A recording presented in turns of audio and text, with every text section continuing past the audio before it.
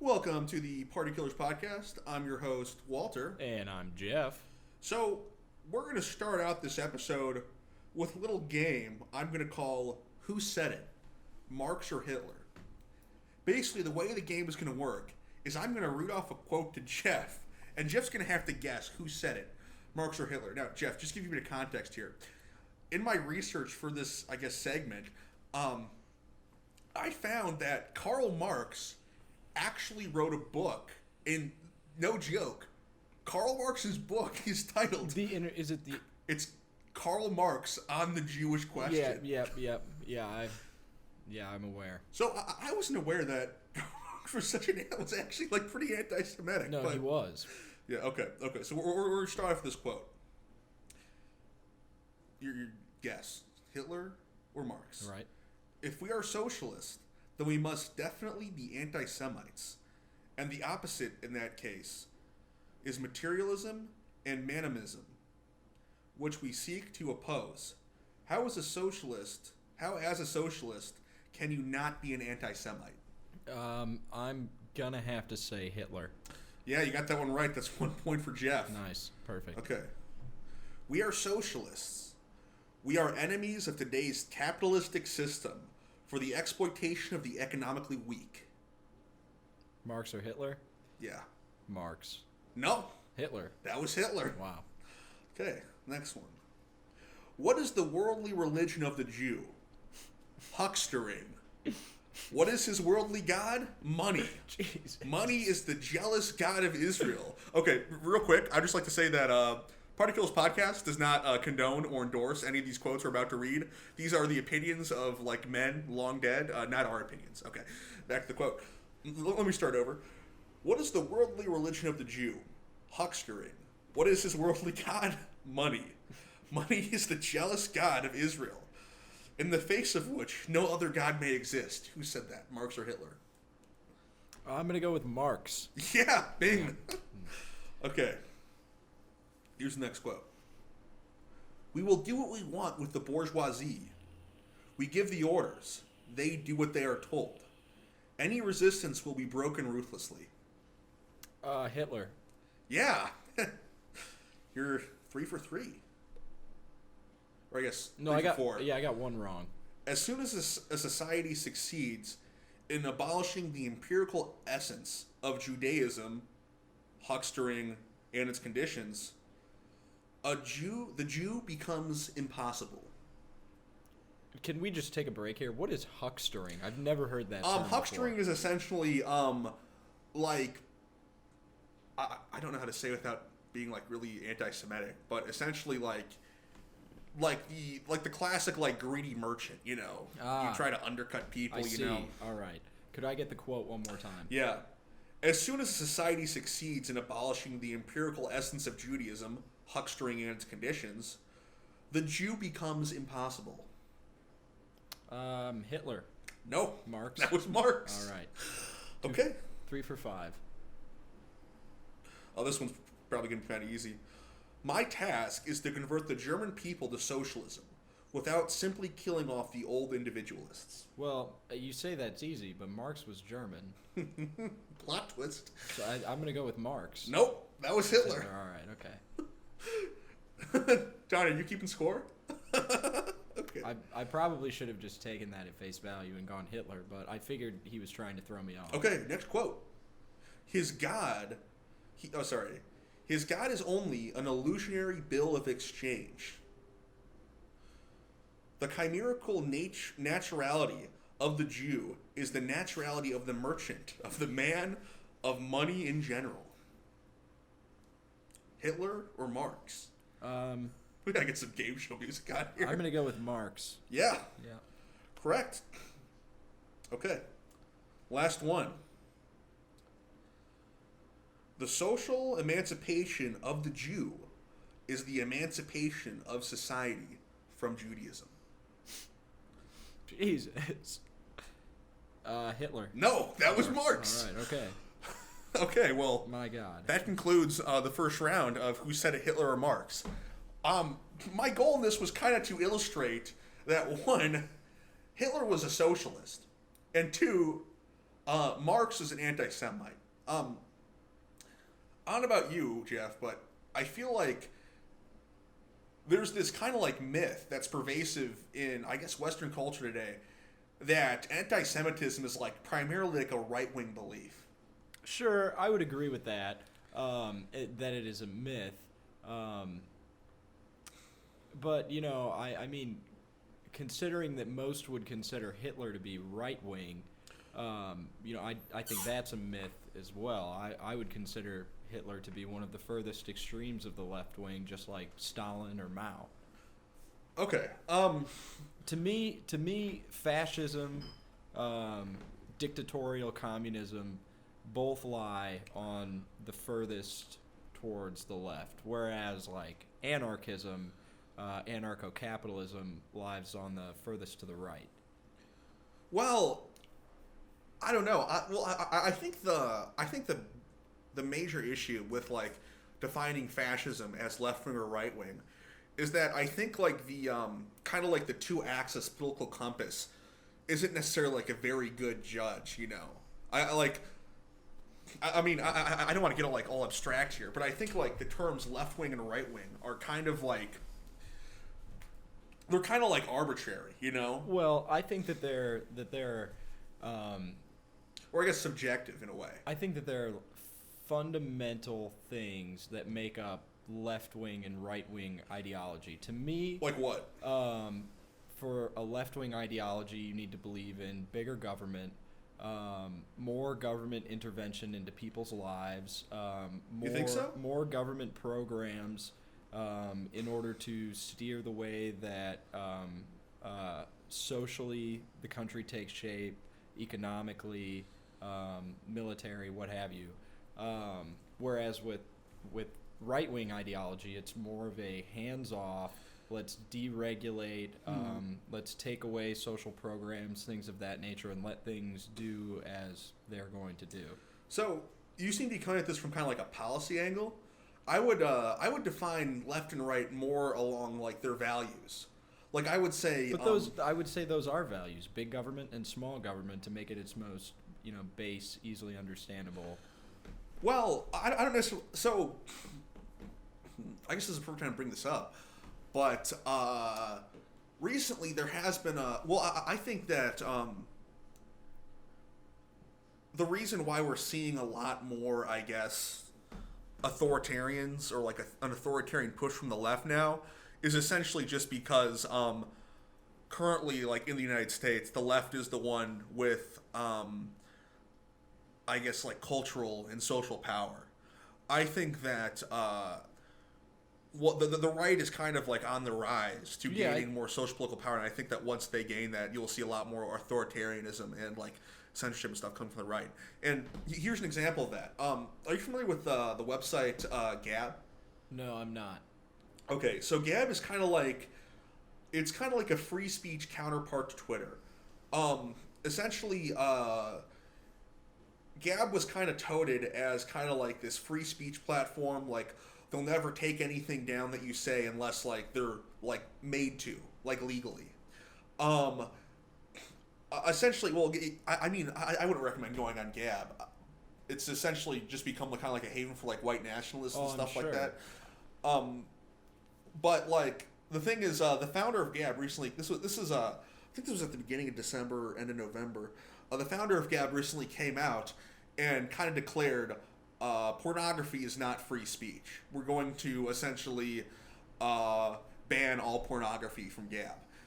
And I think as the right kind of rises to, I guess cultural dominance, as I think they are, I think we are going to see a lot more instances like this. And look, you would listen to the arguments that these people make about why they should essentially like ban pornography, and it's very similar to the arguments you see people on the left making for like why we should ban hate speech or why hate speech isn't free speech.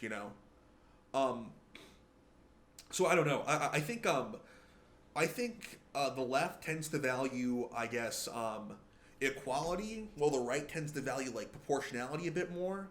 I think that the right tends to value like traditionalism a bit more. So I think that essentially the left will enact policies, authoritarian policies, that will kind of push for more equality, whereas the right will enact authoritarian policies that will push for more, I guess, like authoritarian or more like sanctity or traditionalism. Okay. Yeah, I see where you're coming from there. I would have to agree with you, but I would also argue a lot of that has to do with satisfying their base. I wouldn't say that the Democratic Party or the Republican Party really reflects the interests of what one might consider traditional left or right wing parties. No, probably not. Ultimately, what I think their two main goals are supporting corporate interests and getting reelected. And a lot of the times, what you have there is social policies which align with their base, and economic policies which align with the interests of the donors to those parties. So, I think that you can make an argument that maybe like the fascism we saw in Germany in World War II, or not that we saw, but the fascism in Germany in World War II was more left-wing than it was right-wing. But I don't necessarily think that left-wing is inherently more authoritarian than right-wing. I disagree. I think that left-wing ideology, as far as economic, really just anything, it believes in big government. Right-wing is all about deregulation, bringing government out of people's lives, smaller government. It's like Hamiltonianism versus Jeffersonianism. I'm not familiar with that. So the founding of the country, it was, is the United States going to be a confederacy or is it going to be a federal system? Okay. And Alexander Hamilton supported the federal system, whereas Jefferson supported the Confederate system, where basically states had more power to enact laws, carry out laws. Militias would have more power than the federal government.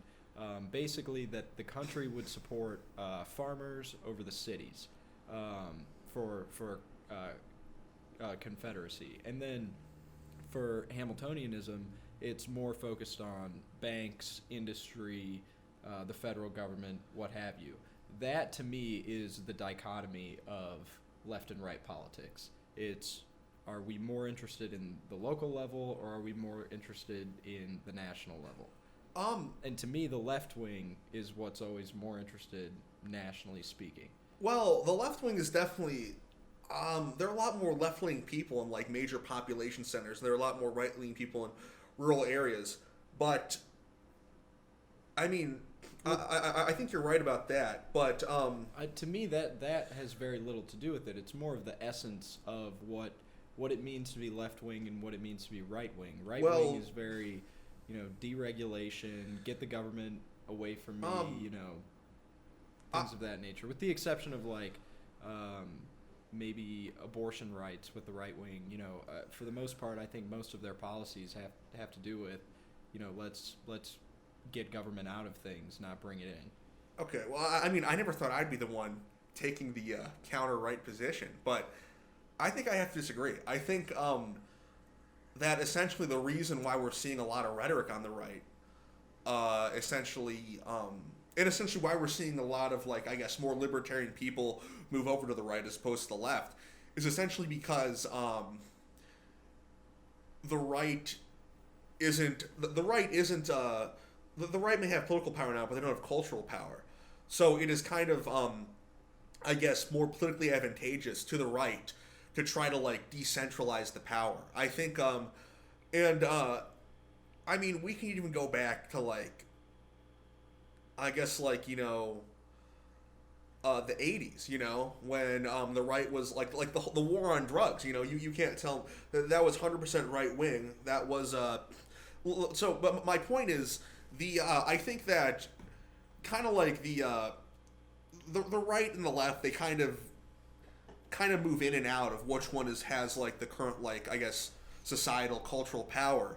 And whichever one, the left or the right, that doesn't have, like, the societal or, like, the cultural power will always be more libertarian because it's more politically advantageous for the right. Yeah. And I think that it's a folly to look at Democratic politics and Republican politics and their talking points and what have you, and then apply that to like a political spectrum, because like you said, it's all about what is advantageous for that party at that time. Yeah. But I do believe that the logical conclusion of the political spectrum is not that something like Hitler's Germany is on the far right side and Mao's China is on the far left. So I would say that really all of those kind of align on the same side, which is the far left. And then I agree with you. And then your far right would probably be the United States under the Articles of Confederation before the first Constitution. I think that would probably be the best example of a far right government in history. I personally can't think of any others. The small country that just formed in Europe, I think it's called like Liberland or something. Donnie, pull it up. That might be another good example of a far right country. Really, to me, that just means anarchism. It means allowing people to do as they please, no government intervention whatsoever. The government just exists to allow for people to exist. That they're not passing laws or what have you. What about private property? I don't know. I mean, to me, there have been a lot more examples throughout history of far left governments than there have been far right governments, and I think that that's really kind of uncharted territory. Okay, so Donnie just pulled it up. It is the Free Republic of Liberland. Yep, and it's very small. Between, Croatia and Serbia on the west bank of the Danube. Yeah, well, I don't know. I would say, so I think you can make a good argument that a lot of the stuff, or that, well, let me put it this way. I don't think you can make an argument that essentially like Hitler's Germany was left wing as opposed to right wing, but I don't think that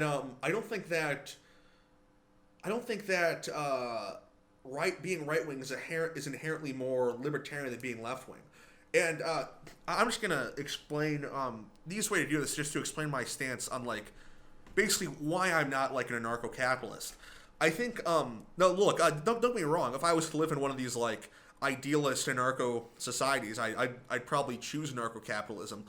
But at the same time, I think a big part of essentially being right wing is private property. Sure, and I'm not. And listen, private property requires like a monopoly on force in order to protect that, you know? So I would say that any kind of like monopoly on force is like inherently authoritarian, you know?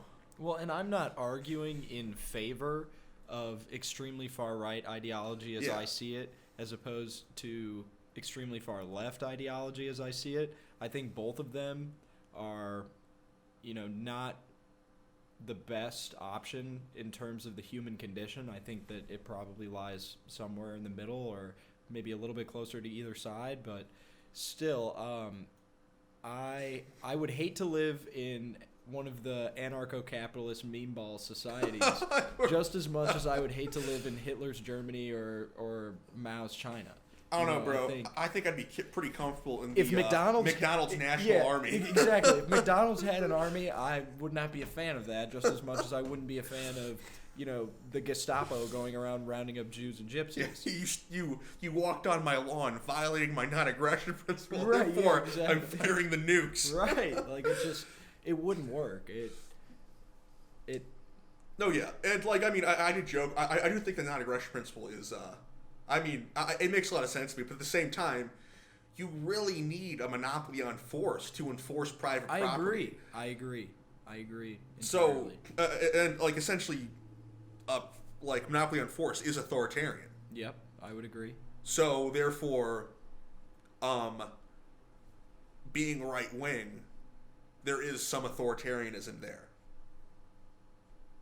But I disagree in the sense that, like I said, so if let's just say Stalin's Russia, Yeah. Mao's China, Hitler's Germany all lies on the far left side of the political axis. Yeah. Well, we can agree on that.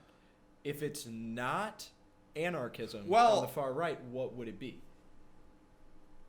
And where would anarchism fall?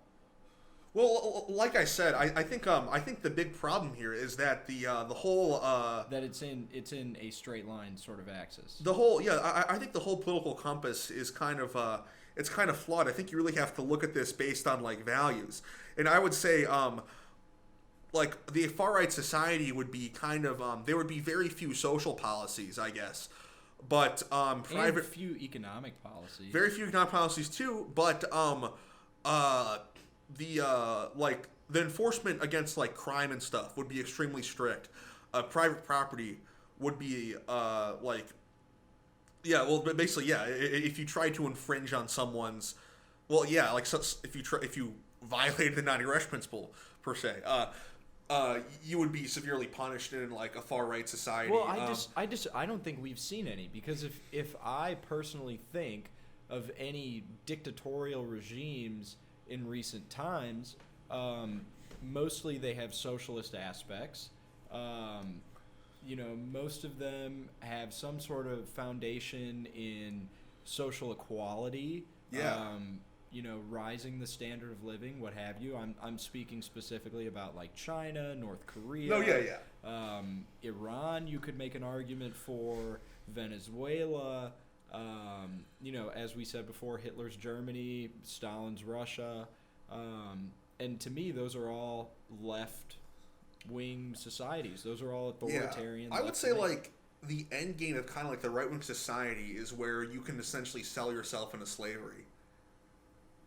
But like I don't know about that. Well, I mean that's the logical extreme. Look, I'm not saying we should have a society like that, but look, that is the logical extreme of capitalism, like or of I wouldn't say capitalism, but like purely like a private property society. Like if it's my body, I can do whatever I want. If I want to write my life away, I don't know, Google for like $50,000. You become the ultimate commodity, right? Okay, I see. Yeah. But like, look, I mean, I agree with you. I think that a lot of these dictators we see,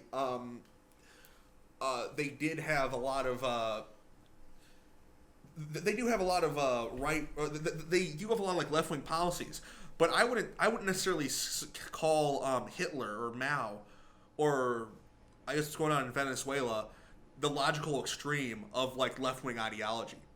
Like I think. Well, would you consider socialism left wing? Yeah. Well, those are all socialist countries. But socialist political system. But would you consider nationalism right wing? Because China is currently very nationalist. I would consider Germany's very nationalist. I would consider nationalism an aspect of the American Republican Party, but I wouldn't consider it to be right wing. Okay, we might just be arguing semantics here. I think we might have a different definition of right wing and left wing. Well, that's kind of the basis of the argument, okay. Is that we have a different definition of left wing and right wing. Yeah, I don't know. I think because I would say if you were to kind of take left wing ideology to its logical extreme, essentially, I guess everybody would be equal in loving it. I guess. Like for me, that's not what I see it as. I don't know. Well, I kind of see. I guess the primary. Actually, I think you're correct in that assertion, but it's only because the government is highly intervening in social life. Yeah, but I would see it as like a globalist society. There aren't really any borders. There's really no military because there's no need to fight any other nations. That's not what I see a global socialist left-leaning society as. Well, I mean, of course, like we know it would be like in order to like incentivize people to live like that, you'd have to essentially enact like very unethical authoritarian policies.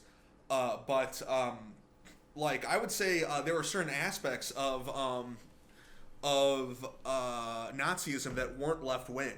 I don't think that.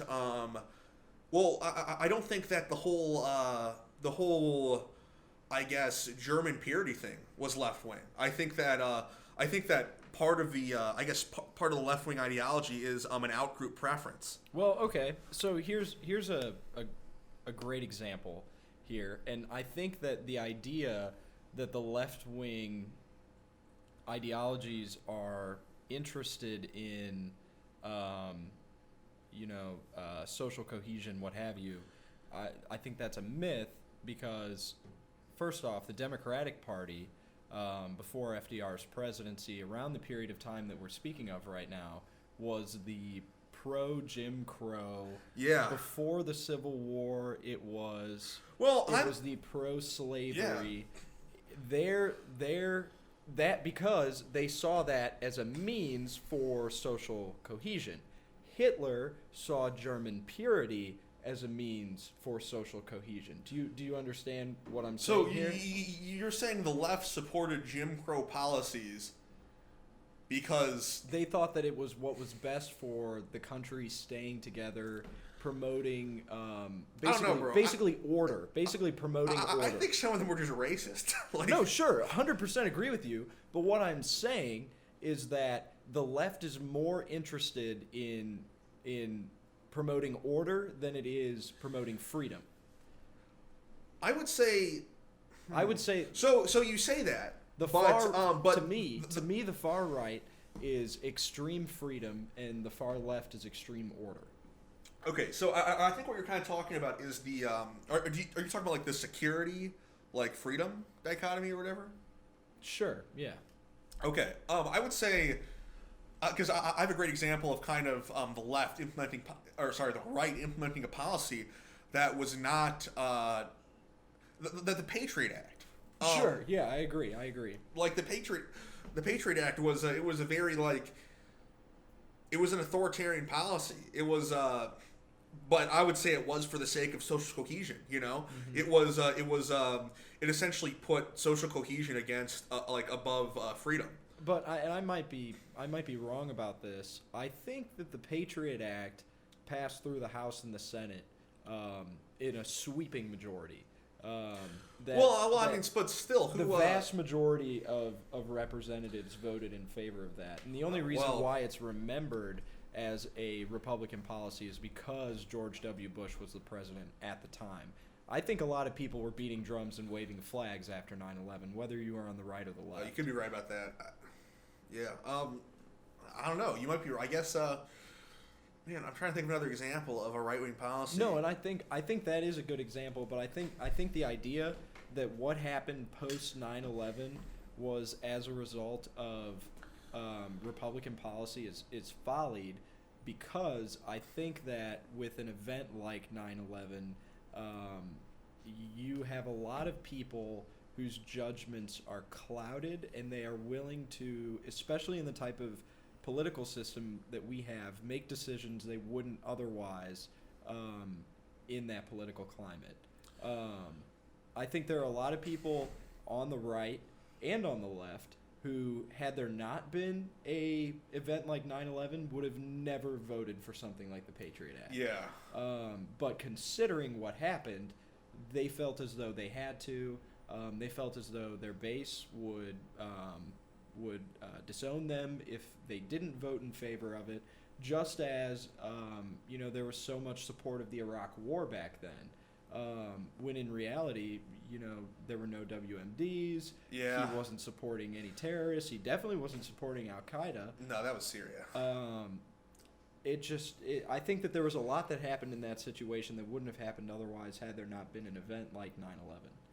Yeah, okay. Well, I thought of another one. Gay marriage. I would say that. And I already know where you're going with this. Yeah, it would be promoting freedom in a larger sense to allow homosexuals to get married, but you have to think about the base that the Republican Party is applying to.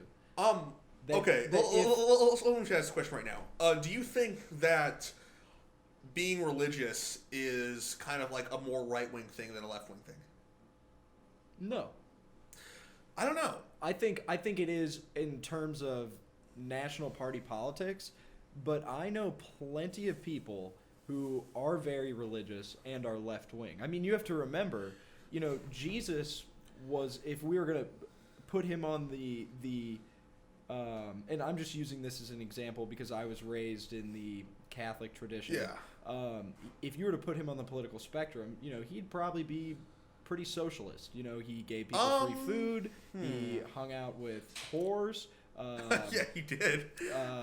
He was a huge rebel. That stud. It just you wouldn't. He was very anti-disestablishmentarianism. To drop he was very. You mean he was very disestablishmentarianism? Yeah, not anti-disestablishment. Just he was just disestablishmentarian. Yeah. So, the case in point, you just said Jesus was left wing, Jesus was anti-establishment. Boom, argument won. No, but what I'm saying is that the vast majority of people in the United States that I think vote for the Republican Party, like you said, are more traditional, are religious. Well, do you think that tradition is like a more right-wing value than it is a left-wing value? Yes and no. I think it depends on the situation.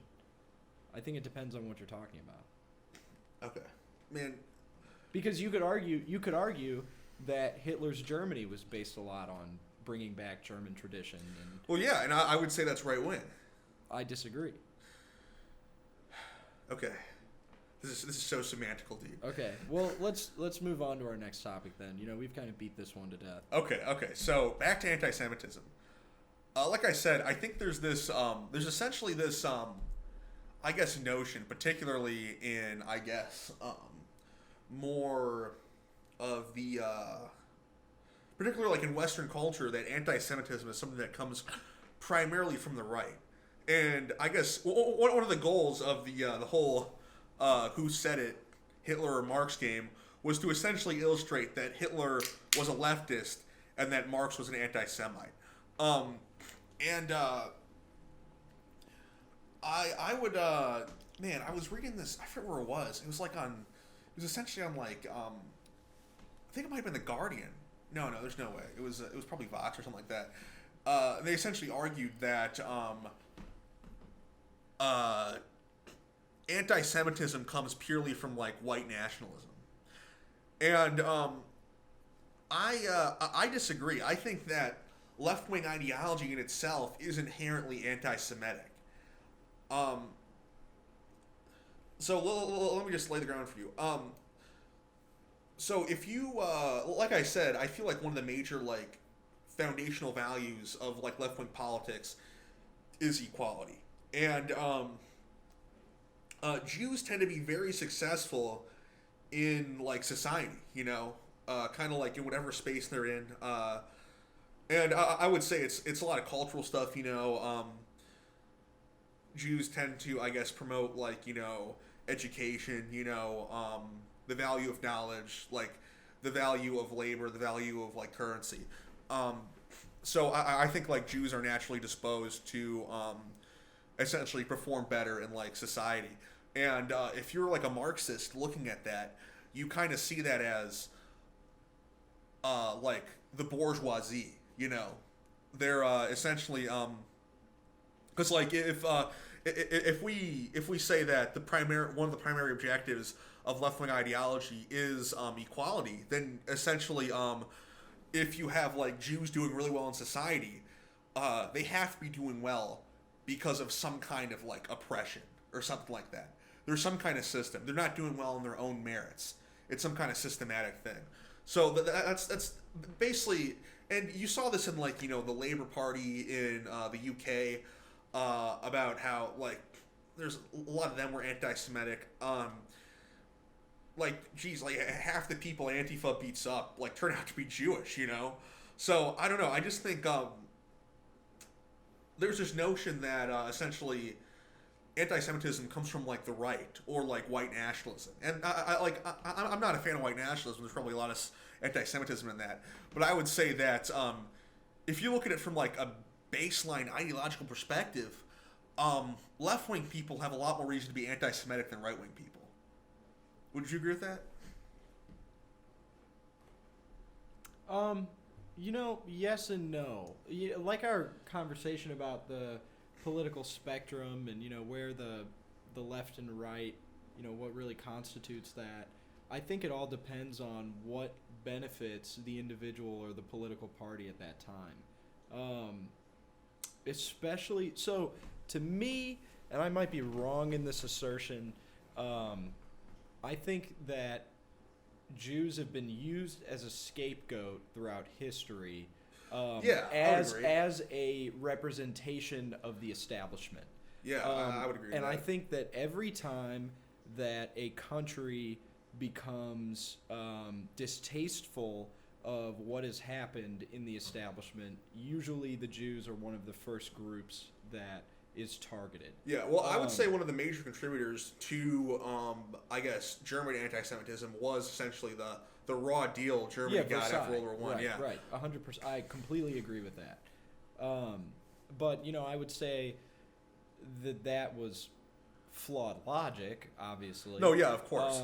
In that, the people who brokered that deal were British, French, very small part American, but it wasn't the heads of state from the very small, I don't even know, a territory in British Palestine at that time that would later become Israel. They had nothing to do with it. Yeah. And a lot of the people that were targeted in Germany during things like Kristallnacht, they were people who owned shops. They weren't major players in the German economy. You know what I mean? The impact that they had as opposed to the impact that major industrialists in that country had, it was, apples to oranges. Yeah, well, I think it's actually something bigger. I don't think there's anything like, I guess, like, Jewish culture, or I guess, there are cultural reasons why Jews tend to be successful. But I would say apart from that, essentially in times of crisis, people tend to get a lot more, I guess, but then have a much like higher in-group preference and to be much more, I guess, disdainful of like the outgroup. And there are studies that show that essentially like, especially like during like times of like plague and famine and stuff like that, people tend to be very distrusting, a lot more like xenophobic and stuff like that. And I think one thing about Jews is that Jews are an outgroup that's very easy to like identify, like from I guess your like majority in the country, and two, Jews are an outgroup that tends to be, I guess, more successful or like higher up or better off than the average person in society. So I would say that's a big reason why. You see, I kind of have a hard... Really, I'm just using Hitler's Germany as an example here, but there were a lot of, like, Jewish ghettos at that point in time. Basically, what I'm saying is there were a lot of Jews that weren't highly successful, and that the majority of Jews that were targeted weren't the individuals running the country. Do you know what I mean?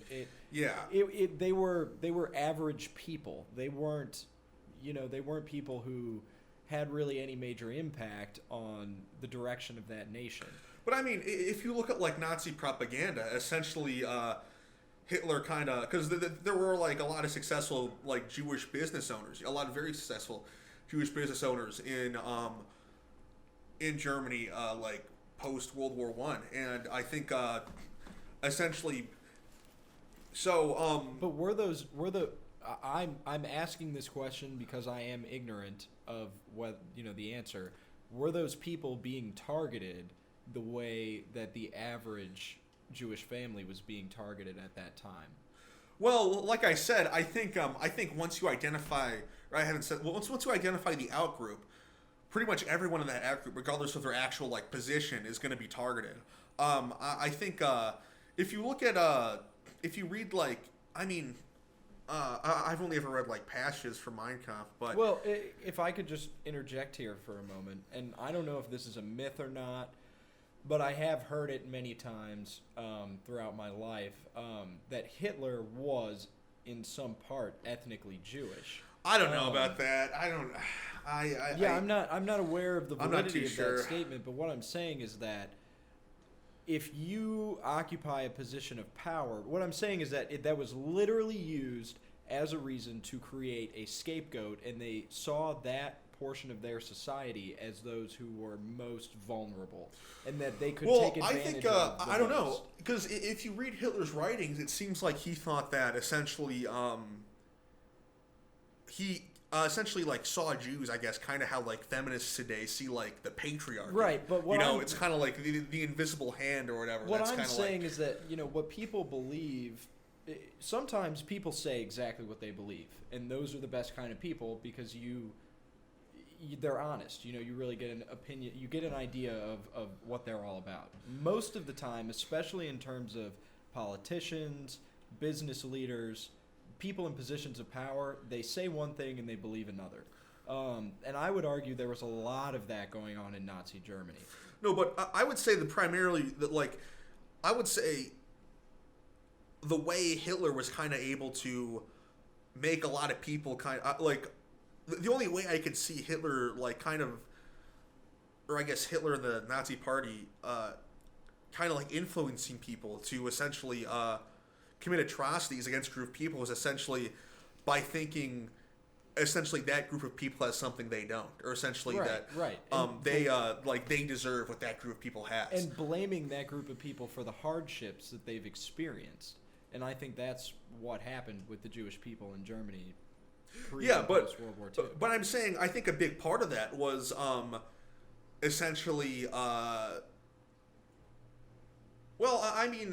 if you look at like, I don't know, I guess some anti-Semite or alt-right guy today, they're gonna tell you, like Jews represent like a disproportionate amount of people in like the media or in government or in Hollywood, and they don't necessarily, and you see them, it's kind of like, well, I should have that position, like that opportunity was taken from me, it's a zero-sum game, and so I kind of think that like scapegoating of people isn't enough to make you hate them. You actually have to make the people that you want your society to hate, you have to make your society like covet the things that people has.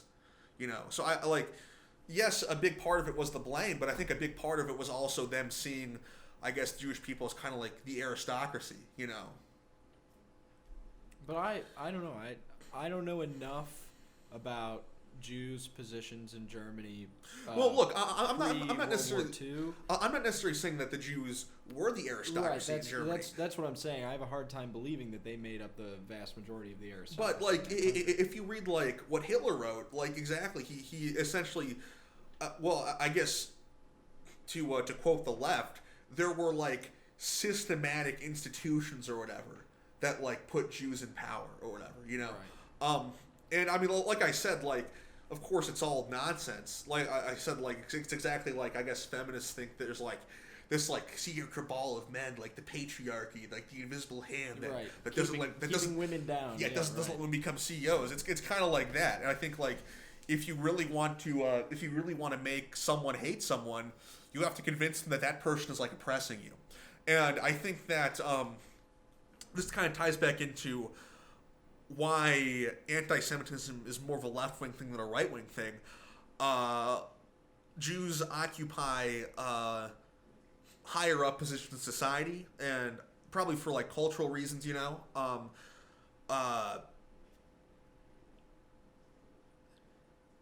you're a leftist, I think it's not a stretch to say, and I mean like listen to like Louis Farrakhan and stuff like that. It's not a stretch to say like, oh, these people are in power, I am not in power, these people are oppressing me. And I don't know.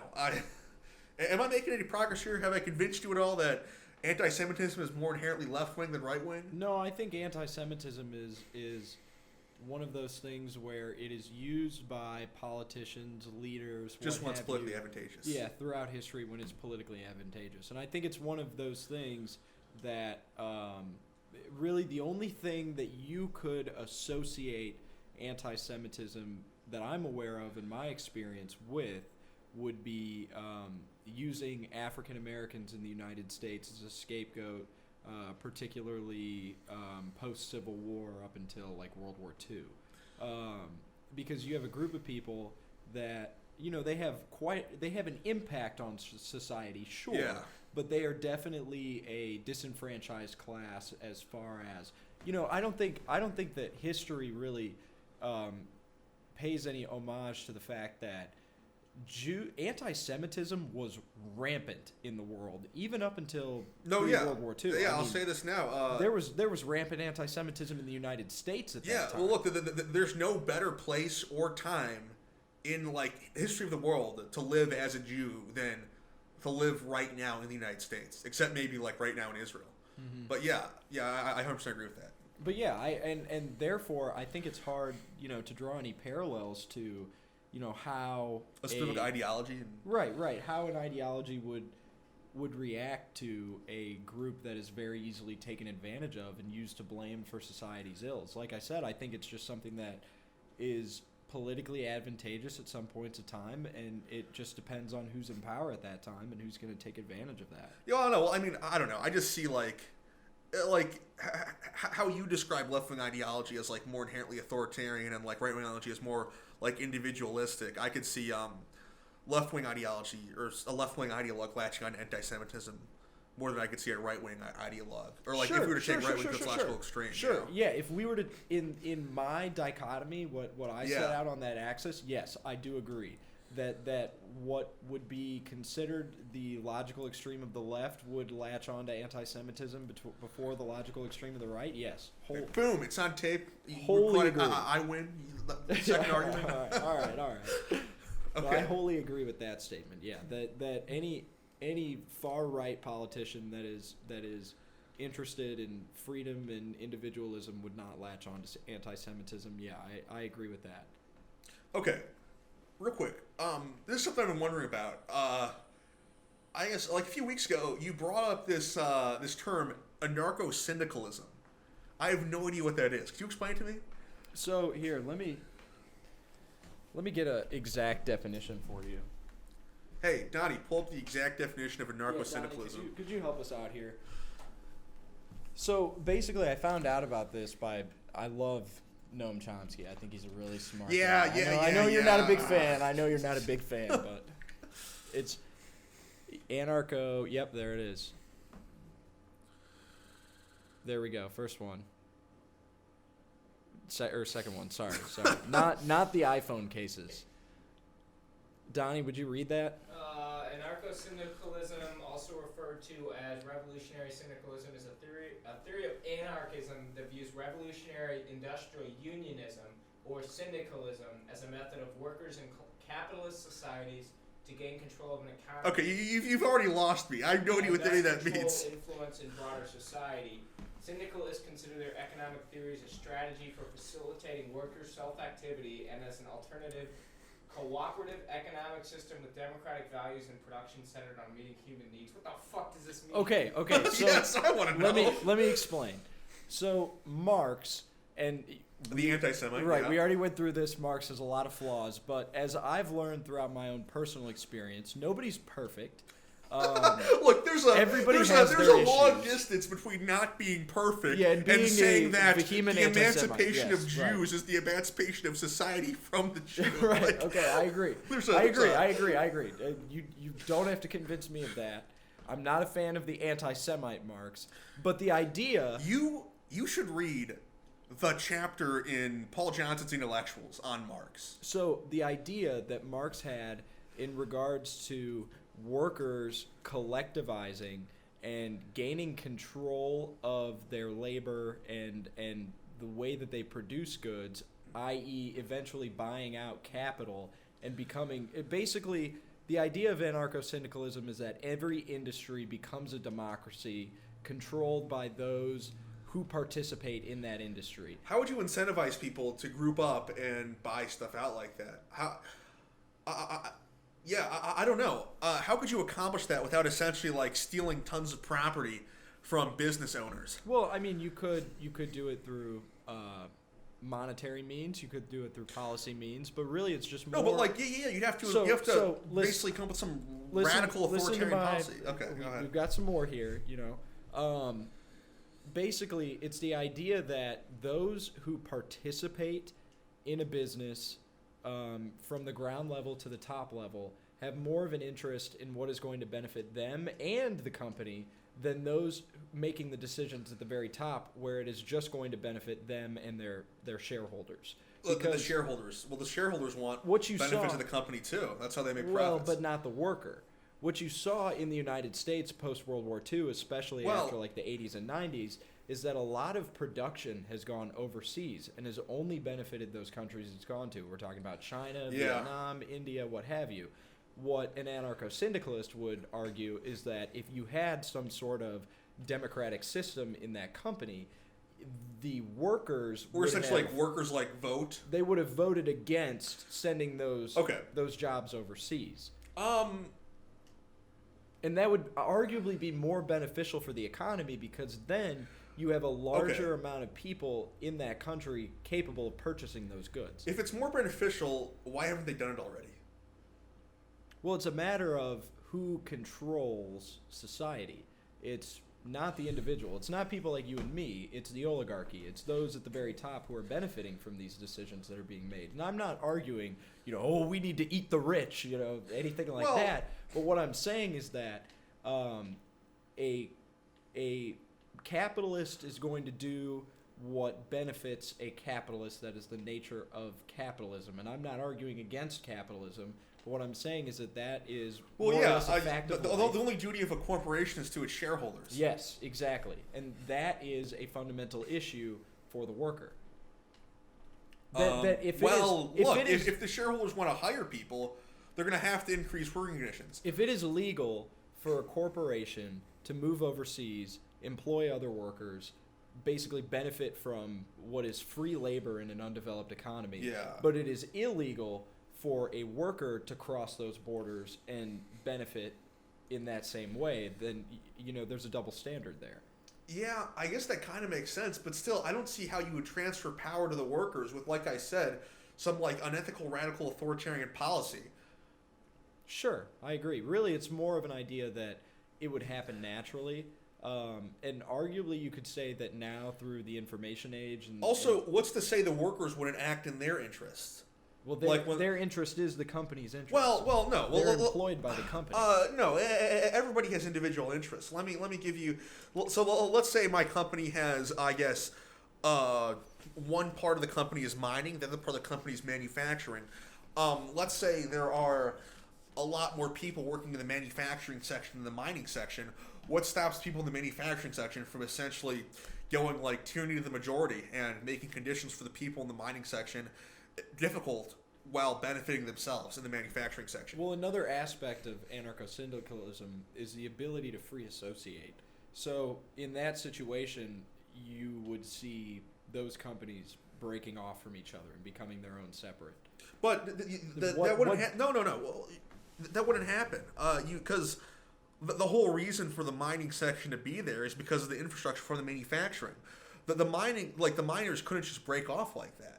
They don't have the materials and the infrastructure needed to process and like harvest and transport the resources they get are all from the the manufacturing side of the company. I don't know. I don't see them breaking off like that. Well, in the free market, because there's always other options. You don't have to necessarily use the infrastructure that exists. I was just about to say that. And arguably, you create an opportunity for another country to fill, or a company to fill that need. Well, what you're essentially saying is that then what stops, I guess, someone who's getting like a raw deal at their job right now from quitting? Nothing.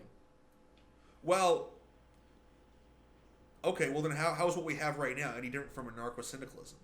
Maybe I don't understand. The decisions are being made not by the people who participate in the company, but by those who run the company or appointed by the shareholders.